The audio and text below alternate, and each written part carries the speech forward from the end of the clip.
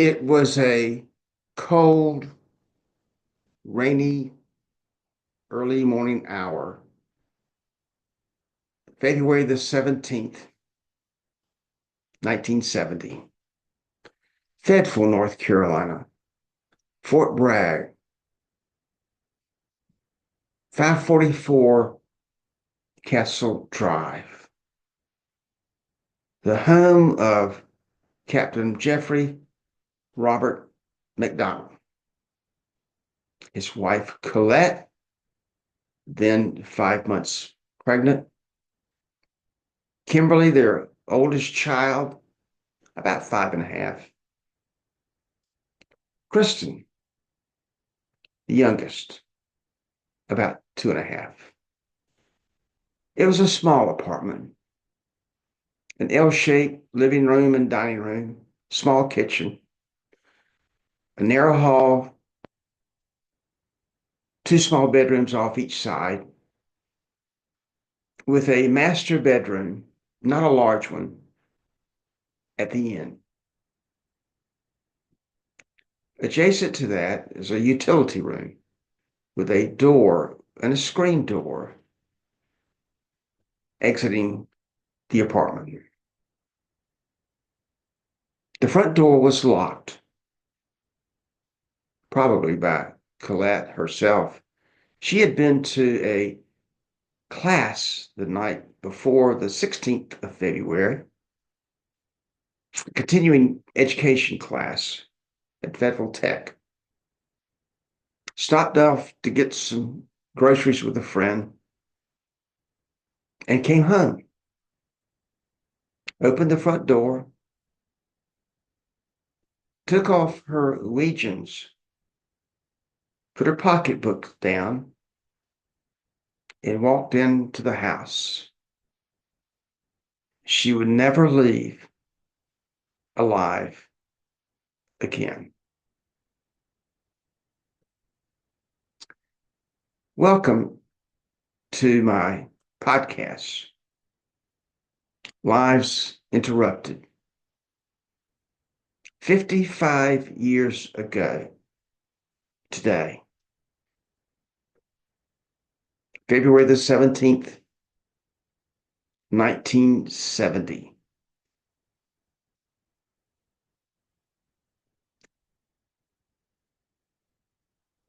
It's hard to think back to that time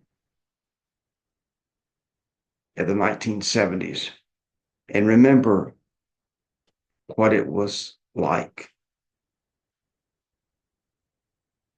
The military police at Fort Bragg were alerted by a phone call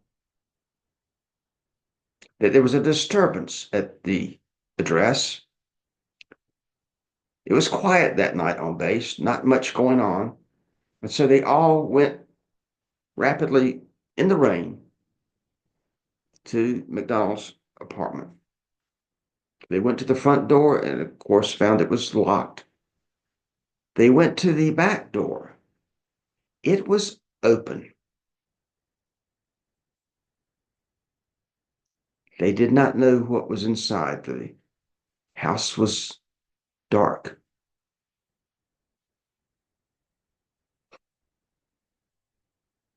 Richard Tavere, a young MP from the state of New York, was the first to go inside.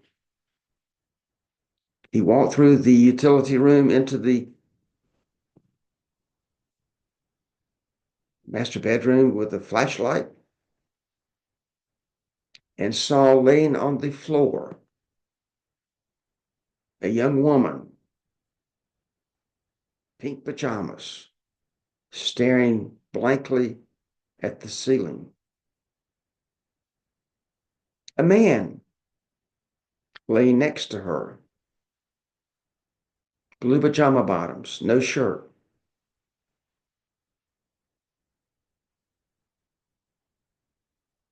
He did not know what else he would find. He was frightened. He was scared, but he was determined. Others slowly followed him into the apartment. As he walked down the narrow hall, he used his pen to flick open the light switch so he would not touch and damage any prints. He did not know whether intruders or those who had done this were still in the apartment.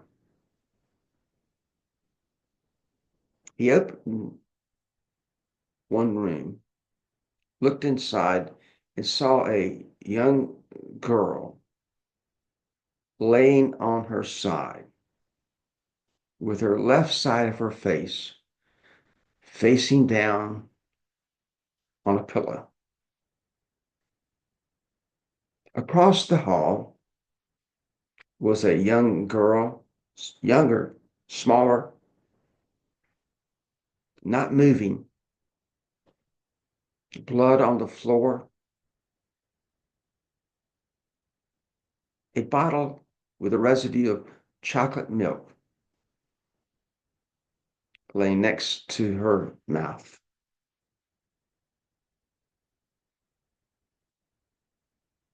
Finally, lights were now on throughout the apartment. There were no intruders there.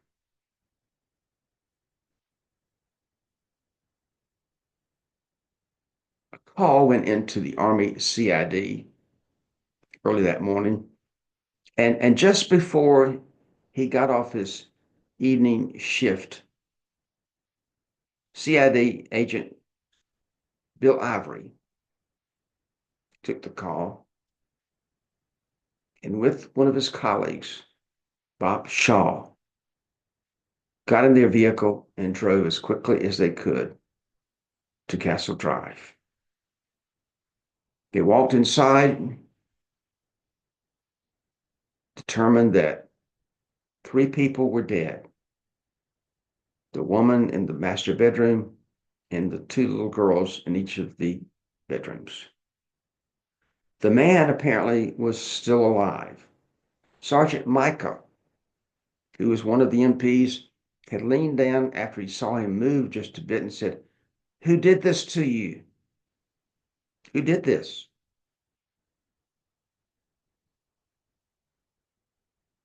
And the man said, "Intruders.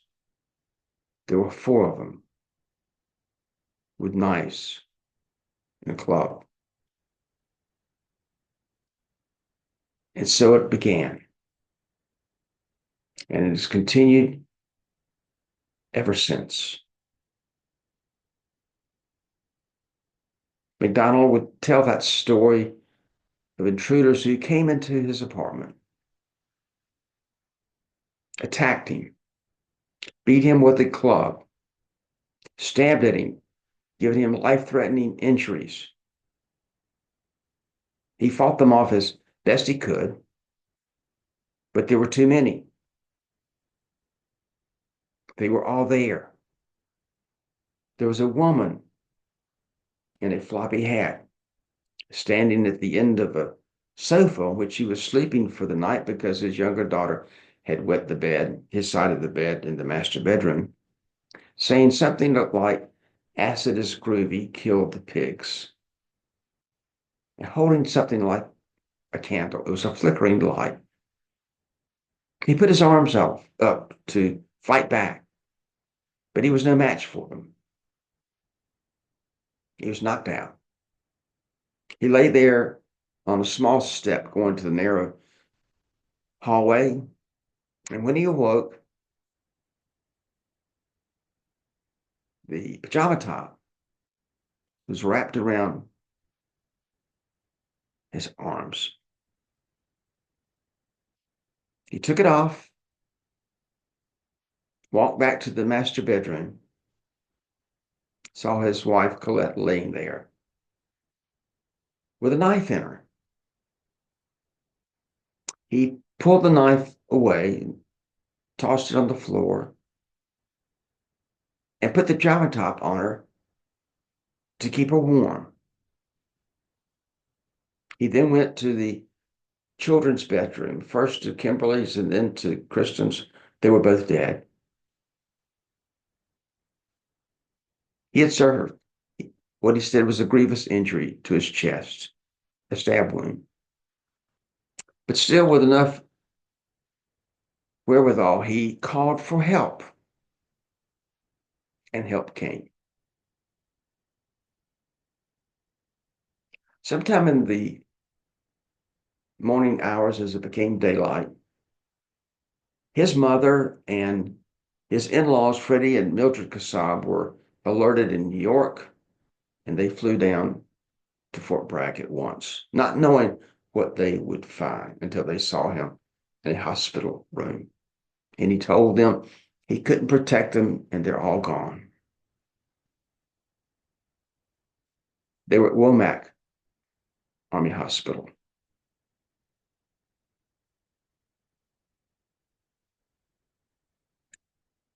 He said that the pajama top that he was wearing, that was on Colette, was torn in the living room where he was fighting for his life. They got a next door neighbor, Mr. Kalin, who came down and identified the people. The ambulance was brought. MacDonald was put on the gurney and taken away. And then the investigation began in earnest. It would take days. They combed through all parts of the apartment. They looked at all the blood. They tried to secure the apartment as best they could. They were not the most experienced people, but they did a good job.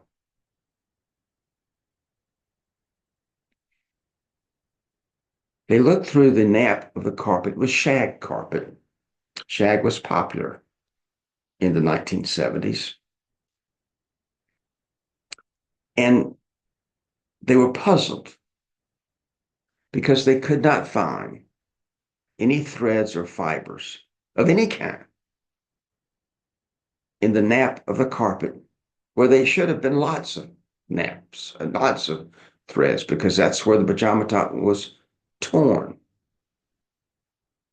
The only thing they found was one piece of Christmas tinsel from a Christmas tree the previous December.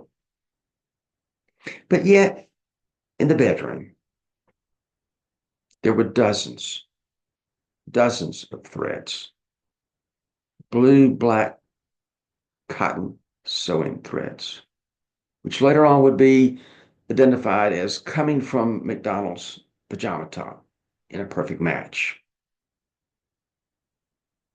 A pocket to his pajama top is found on the floor. And after Colette MacDonald is moved, they find threads underneath her body matching the pajama top. The word pig is written in blood on the headboard of the small double bed they had shared. It was written in type A blood, which is the same blood type as belonging to Colette MacDonald. Fast forwarding just a bit, it would be determined that each member of the family had a blood type, an ABO blood type, that was different from each other. Colette was type A. Jeff MacDonald was type B. Kimberly was type AB. And Kristen was type O. The investigation would show a bloody footprint, a bare, bloody footprint coming out of Kristen's room in type A blood. That footprint would be determined to belong to Jeffrey MacDonald. The difficulty that he had in explaining that footprint was that it was an exiting footprint, and there is no type A blood on the floor in that room, nor is there any blood type A walking into that room either. There's no entry footprint, just an exiting footprint. There is blood in the bathroom sink off the hall that is determined to be type B blood, that of MacDonald. There are droplets of his blood type on the kitchen floor near the sink. And when you open the doors, you find surgical gloves are kept. Bits of a surgical glove are found torn in the master bedroom, matching the gloves that belonged to MacDonald in the kitchen. And whoever wrote the word pig on the headboard, it was determined that he or she did so with a covering on the finger.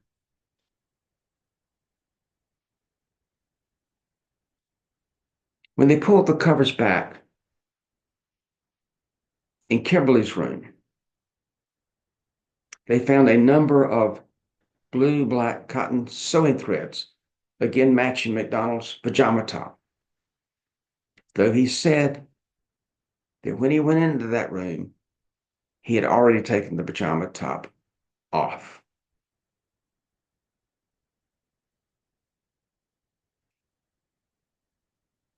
Colette MacDonald has both of her arms broken. Her skull is crushed. She's still alive. She got up and went to Kristen's room trying to protect her. Someone hits her again in that room. She falls forward on the bed and bleeds onto her pajama bottoms.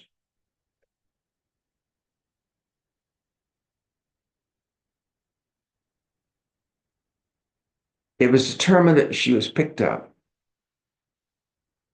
and placed on a sheet, a bed sheet, a white bed sheet that came from the MacDonald master bedroom, and that she was wearing her pajama top.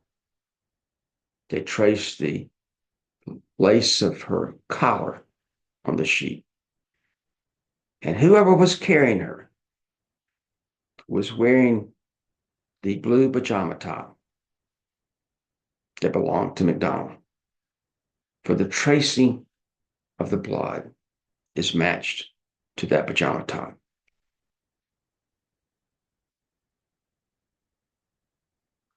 Kimberly is crushed with a club.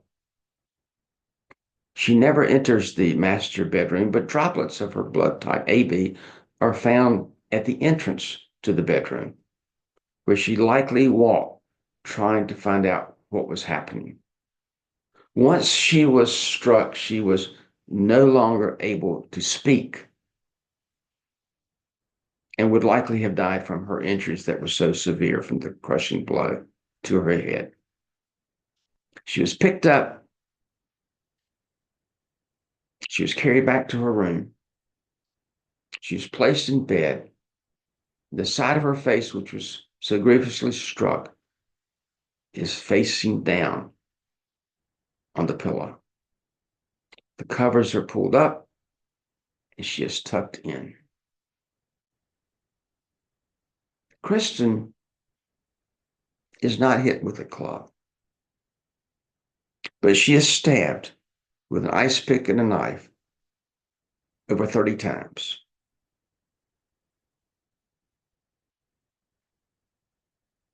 She died, hopefully quickly,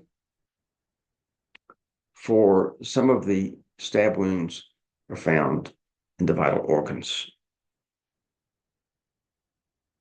MacDonald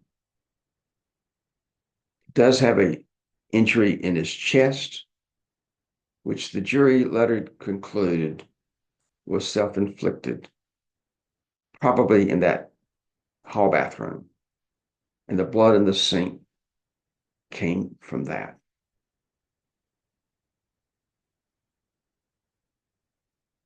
It was in the right chest. There were no vital organs in the right side of his chest. They don't find any injuries from a knife or an ice pick on his chest. There's one cut, perhaps on his arm, that was done by a dull knife. The knife that was found on the floor that he said he took out of Colette's chest, which was a dull knife. The jury concluded that perhaps Colette MacDonald herself struck back at her husband with that knife. He had no bandages. He had no mercurochrome. He had no methylate. No dressing of any wounds. He was clean as a whistle. He walked to the funeral. They were carried in their caskets. In April of that year, April the 26th, there was a hearing, or a meeting, I should say, with some Army officials, and Shaw and Ivory were there. MacDonald went to the meeting voluntarily, thinking he was going to be given the right to take what was left to him in the house and move it away. By the end of the afternoon, he had been charged with the murders. He was given the opportunity to take a polygraph and decided against it. He was told that if he passed the polygraph, the Army would not pursue him. He declined after initially saying yes.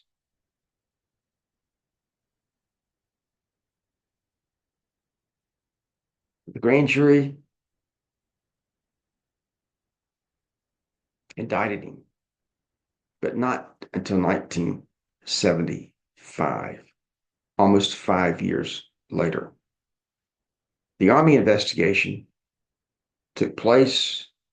He was brought before an Article 32 hearing. It went on for a long time, one of the longest they've ever had. Some of the evidence was not fully examined by that time. And anyway, Colonel Warren Rock, who was presiding, determined the charges against him were not true and refused to send it to court-martial. One of the ironic twists in this whole episode is if he had gone to court-martial and been acquitted, it would have been double jeopardy. But because it did not go to court-martial, it was not double jeopardy. So says the Supreme Court of the United States in this particular case. Colonel Rock asked the Army to reinvestigate and pursue a woman named Helena Stokely, who may not have been involved. Indeed, she was the subject of a most recent FX series. She testified at the trial. She said she was not involved. She was not there.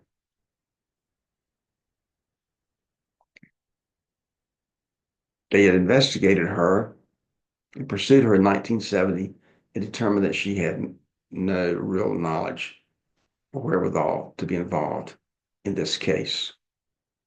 But she was a publicity seeker. And she would say sometimes yes and Sometimes no. It depends on whether the authorities were getting too close to right, I suppose. In the investigation by the Army, a young man named Pete Kearns was in charge. Pete was a wonderful fellow.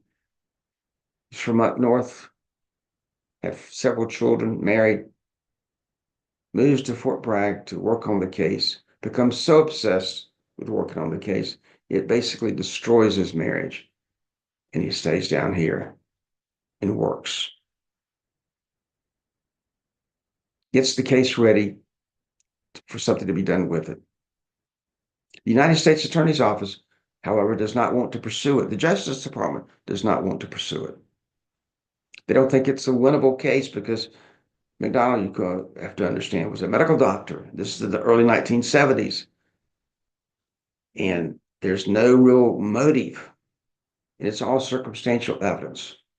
And in a letter addressed to the Justice Department, the United States Attorney's Office says there's only a 30% chance of winning this case. And they decline. And so it sits.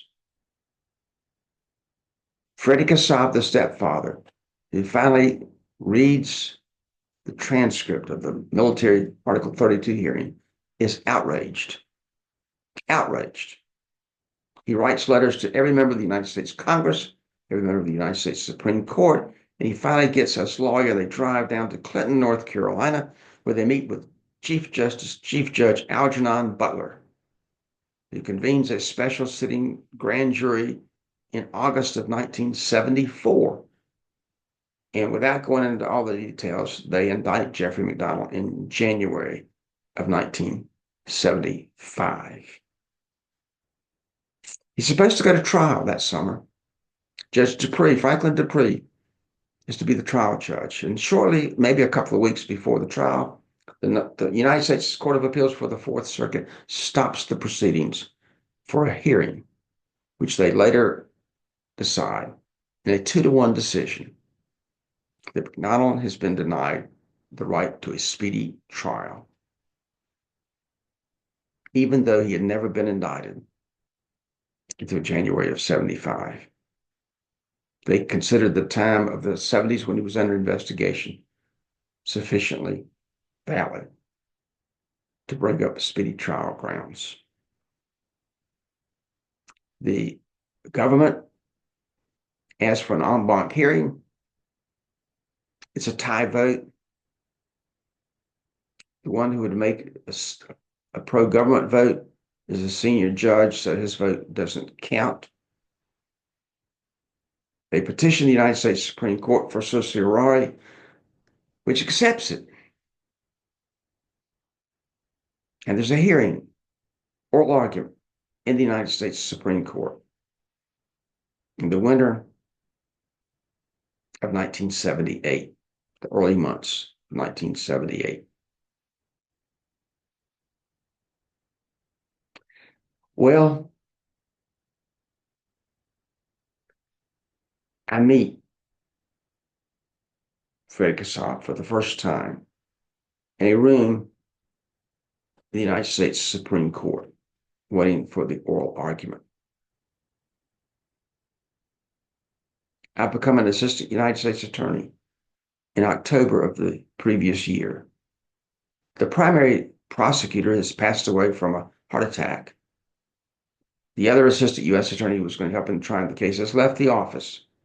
But Brian Murtaugh, who was sort of the young man making everything work on time, is still there and with the Justice Department.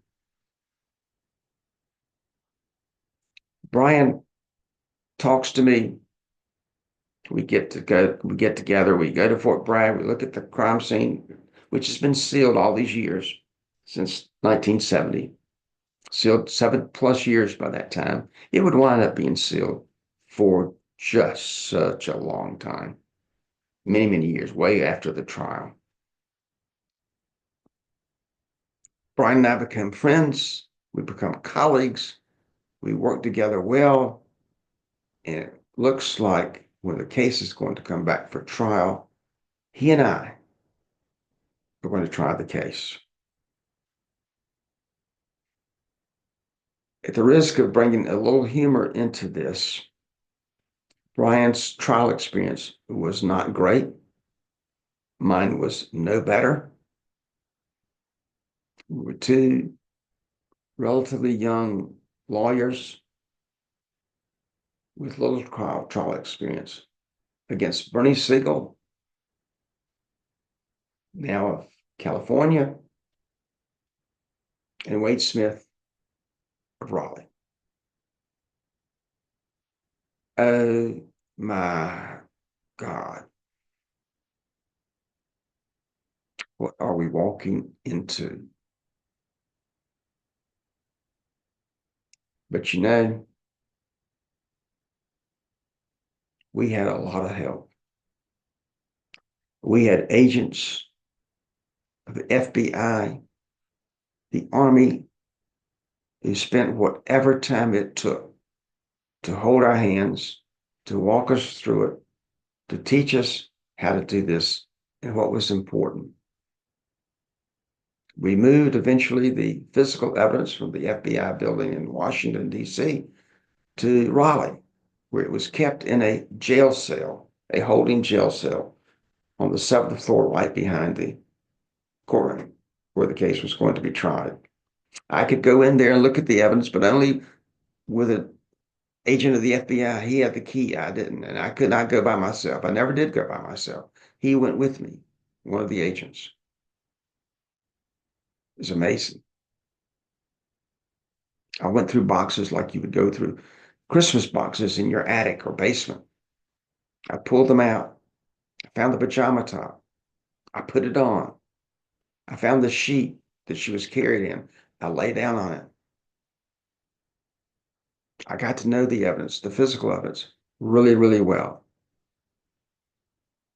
We had so many hundreds of pages of lab notes with all the examinations and what they found, and I could not keep it straight. And the only way I could keep it straight back then was to memorize it. And I did. I memorized it all, like I was an actor in a play. We slowly got ready for trial. We had potentially over 100 witnesses. We gave that as our witness list. We only called about, I would say 30 or so. We introduced over 700 or 800 pieces of evidence, all done correctly, and all went in without objection, or if there was objection, they were overruled. Most of the objections came to how many photographs we tried to put in. We knew how to convince the jury of the crime scene. We knew how to get photographs in, even though they looked to be duplicates, if there's the slightest bit difference between one picture and another. I'm still haunted by one photograph. It's a black and white picture of Kimberly laying on a slab in the morgue with no clothes on, her long blonde hair falling down around her shoulders. I put it into evidence.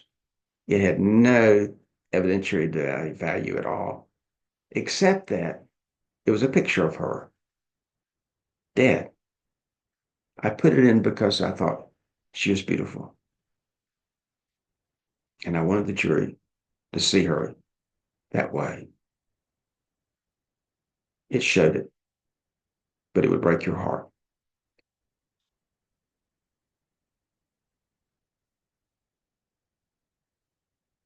Blue pajama top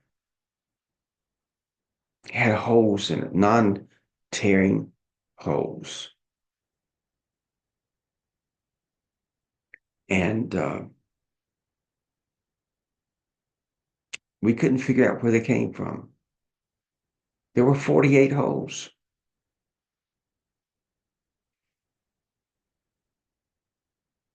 Colette MacDonald had 21 ice pick wounds in her chest. Some were grouped together.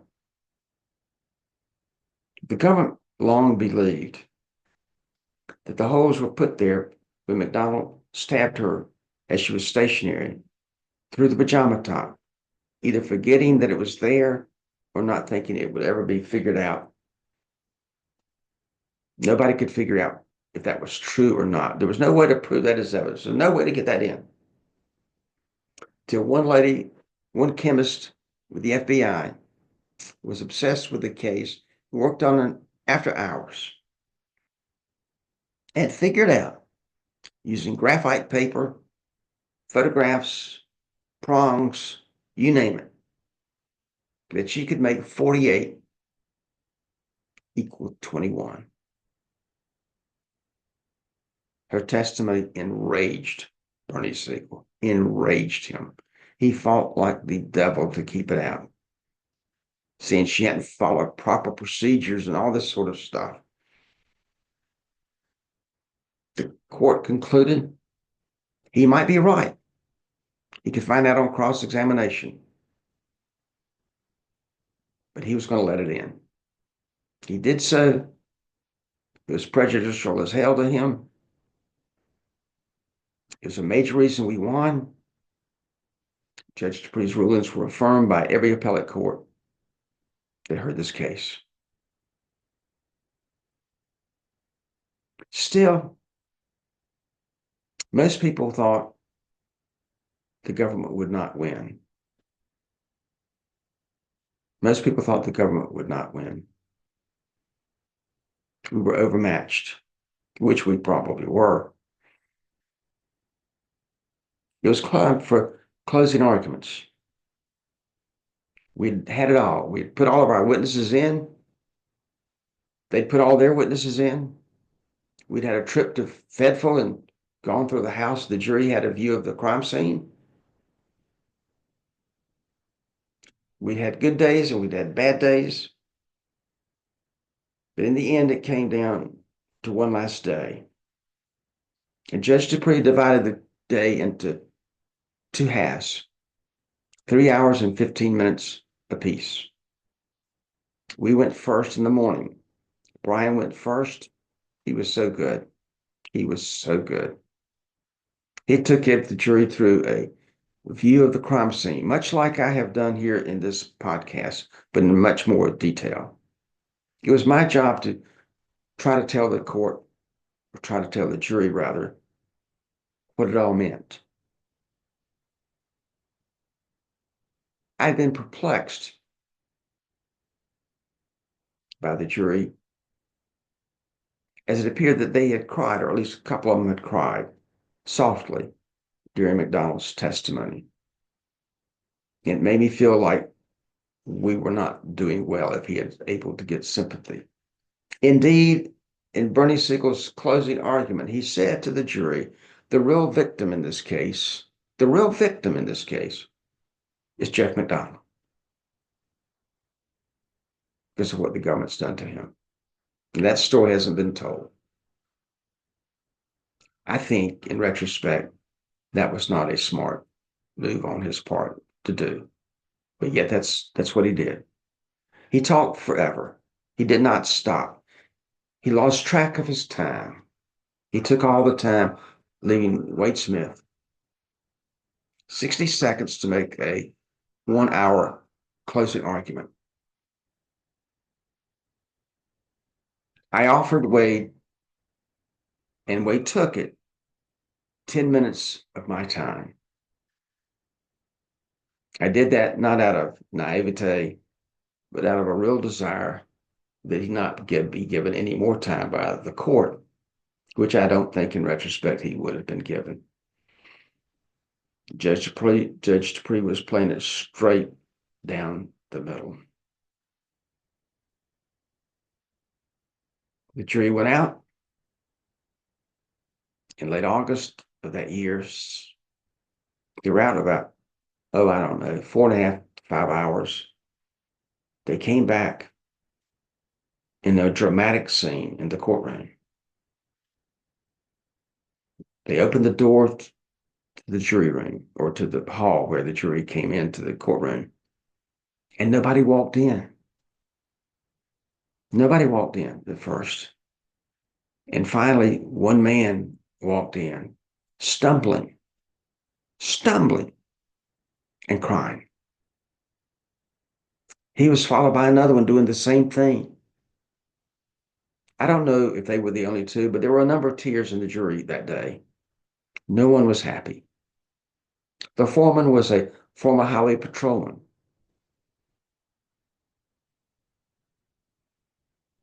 He stood up and gave the verdict to the clerk, who gave it to Judge Dupree,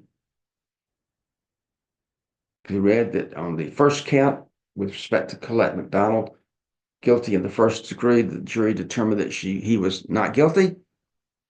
There was a little murmur on the other side on murder 2, guilty. And when he said guilty of murder in the second degree, Jeffrey MacDonald's mother screamed a scream that was unbelievable.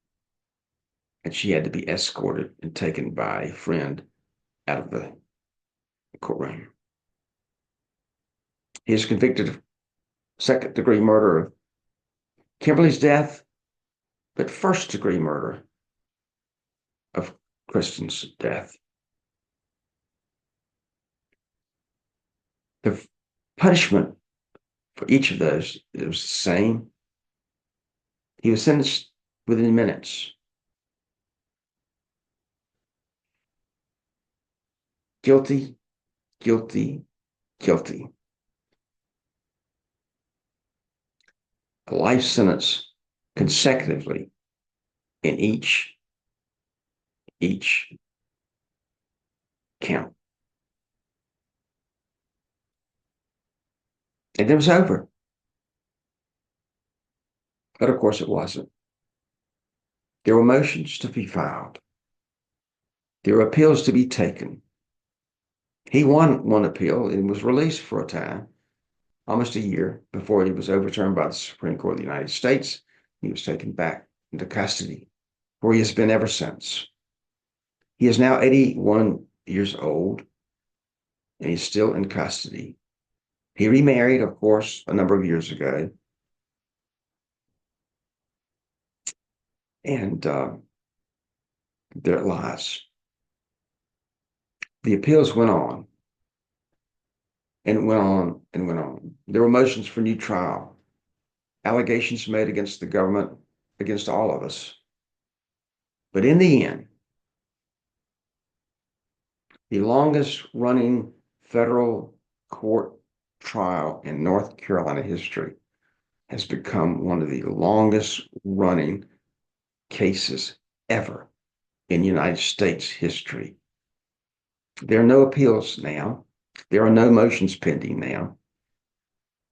He's been told by the courts that if he files any more motions, he can do so only if it has any evidence that's never been touched on in any way by any prior proceedings. None have been filed. But who can predict the future? In 1989, Freddie Kassab, who was now living in Florida, wanted to be sure that if he ever asked for parole, he could be there. But Freddie was getting up in age. His health wasn't great. He had emphysema. So he and I agreed that I would come to Tampa, Florida. We would get a court reporter in a room at a hotel, and we would do a deposition, a one-sided deposition. And I would ask Freddie questions, and we would film it to talk about what this case meant to him, what it did to his family, how he felt about it,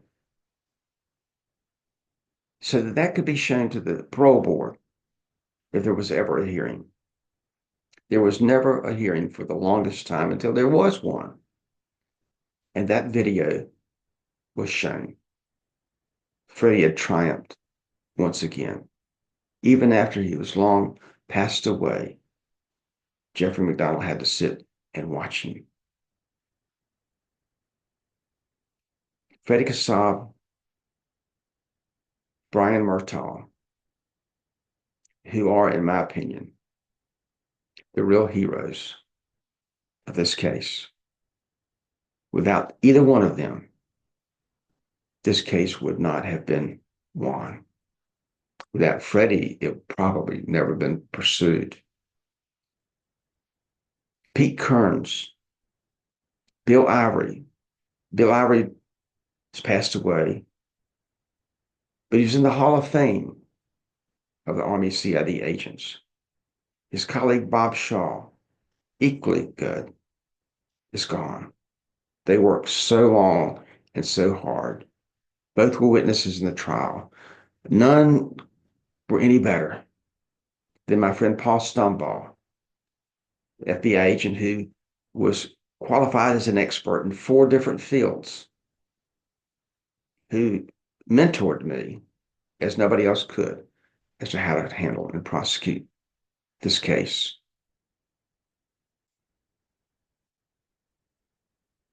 Brian is still here. Freddie's gone. Judge Dupree is gone. He ran such a tight courtroom. He was such a fair judge, such a smart judge. He broke no nonsense from either side.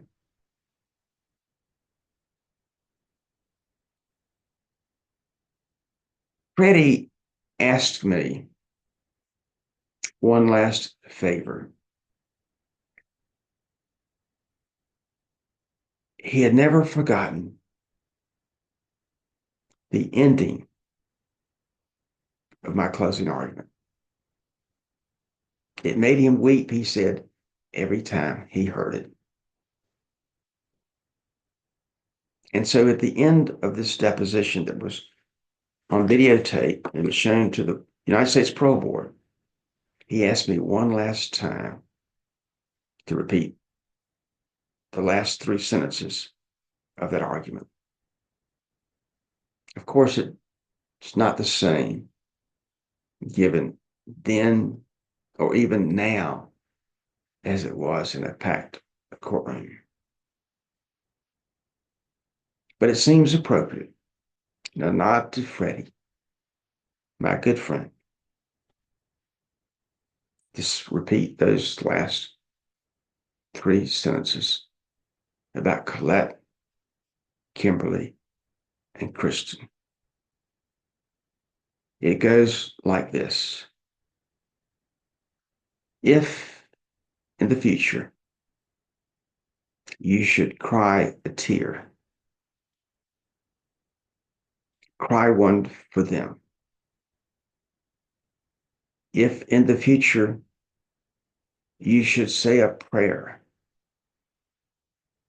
say one for them. If in the future you should light a candle, light one for them.